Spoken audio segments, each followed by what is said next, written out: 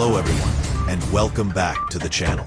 I hope you're all doing great and having a solid week. Today, we have to talk about something massive that's shaking up world politics. The dramatic, high-profile G20 summit boycott.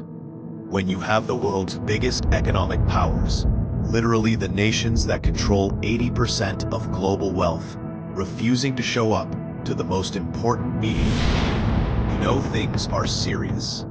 So, in the next 5 minutes, we're going to break down everything you need to know. Why this boycott happened, what the countries are arguing about, and what it means for your wallet, global stability, and the future of diplomacy itself. Let's dive in. First, a quick level set. The G20, or Group of 20, isn't just a fancy dinner party.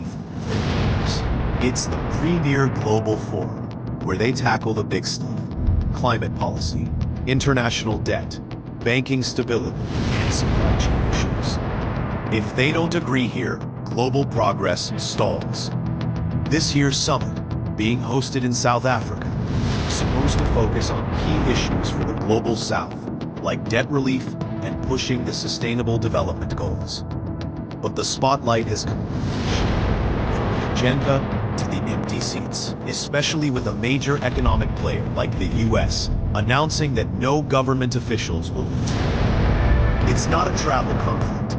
It's a calculated, diplomatic punch. And it signals a deep fracture in how the world operates. Second, the core conflict. Why the boycott? So why are these seats empty? It boils down to a fundamental clash: political principles and economic convenience, the host nation factor. The primary reason for the US boycott centers on the host nation, South Africa, and its domestic policies.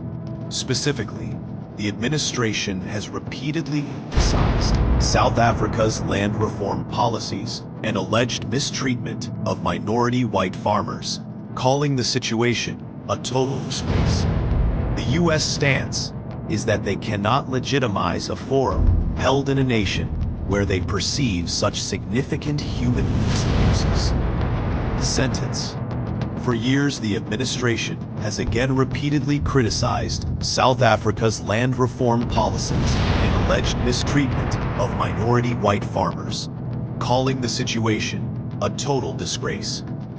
The US stance is that they cannot legitimize a forum held in a nation where they perceive such significant human rights abuses. The major powers try to separate political disagreements from economic cooperation. They'd say, we can criticize your actions, but we still need to trade. This boycott is evidence that strategy is failing. Countries are saying, no, we can't just ignore major value conflicts and pretend everything is fine at the economic table. By walking out, they are turning a political stance into a major diplomatic and economic statement. The boycotting nations feel that simply showing up grants an unacceptable veneer of normalcy to a situation they find morally or politically intolerable. Their absence is designed to be loud, awkward, and impossible to ignore. 3. The diplomatic domino effect. The biggest question now is, what's the real impact? Does the G20 even matter if key players aren't there? The answer is yes, it absolutely matters, and the impact is highly negative. Weakened agreements. When the G20 issues a final statement, its power comes from the consensus of 20 major economies. If the US, the world's largest economy, is missing, any deal on climate finance, global minimum tax, or debt strategy loses immediate legitimacy and influence. It means real-world problems for vulnerable countries dealing with crippling debt will likely drag on. A fragmented world. This boycott pushes the world further toward a fragmented or G0 world, where countries choose sides and cooperate only within smaller, like-minded blocs.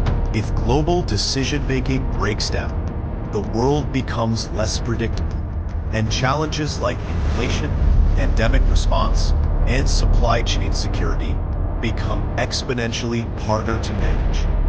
The power vacuum. This vacuum is also an opportunity.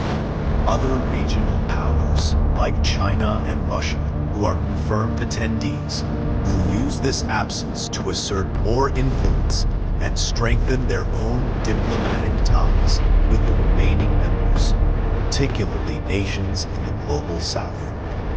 Ultimately, the G20 boycott is a painful demonstration of how deeply fractured international relations are right now. Global consensus is fragile, and it demands constant, difficult engagement.